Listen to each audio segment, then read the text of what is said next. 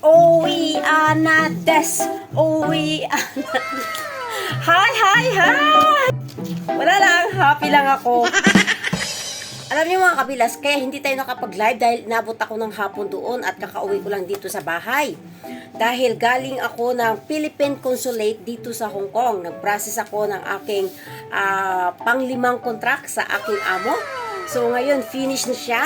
Finally, another contract naman to sa aking pang-10 taon dito sa Hong Kong, mga kabilas. So nakaraan na alala nyo, nag-process ako ng aking visa. Dahil noon, nung hindi pa nagka-pandemic, yung nauuna sa pag-process dito ay ang kontrata. Ngayon, dahil after ng pandemic, so nauuna na yung visa sa pag-process, na huli na itong kontrata. So finally, finish na mga kabilas.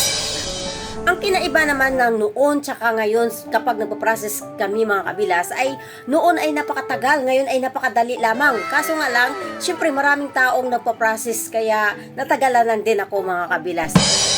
At ito pa ang kinaganda mga kabilas dahil noon ay OEC pa ang ginagamit namin sa pag-uwi, ngayon ay DMW na. Kasi tinanggal nga nila yung OEC, pinalitan naman nila ng DMW. Parang same lang din. Pero okay lang din kasi kinaiba nito mga kabilas dahil magagamit mo raw ito sa loob ng 2 taon kapag gusto mong umuwi sa Pilipinas. Wow. So, kaso nga lang, nagkaroon ng problema sa akin dahil nung after ko mag-process ng aking contract, nag-download ako ng aking DMW. Buti hindi pa ako nakauwi mga kabilas. Nung nilagin ko ang aking DMW, nakita ko may ibang personalidad na lumabas sa aking email. So, nagulat ako mga kabilas, kaya natagalan muli ako dahil pinaayos ko pa sa kanila ang aking DMW dahil plan ko nga umuwi ng Pilipinas. So, kailangan ko yun mga kabilas. So, yun, thankful naman ako kahit umabot ako ng alas 5.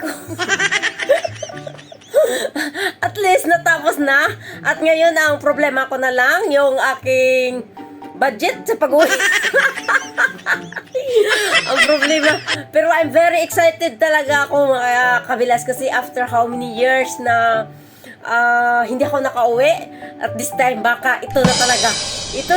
See you to the Philippines. Na-miss ko na rin ang aking mga anak. Gustong-gusto na rin nila ako makita mga kabilas. Gustong-gusto na talaga nila akong makauwi din. Sabi nga nila sa akin, kahit na wala ng pera mama, umuwi ka lang. Siguro syempre, how many times na sila lumipat ng bahay, hindi pa ako nakauwi mga kabilas.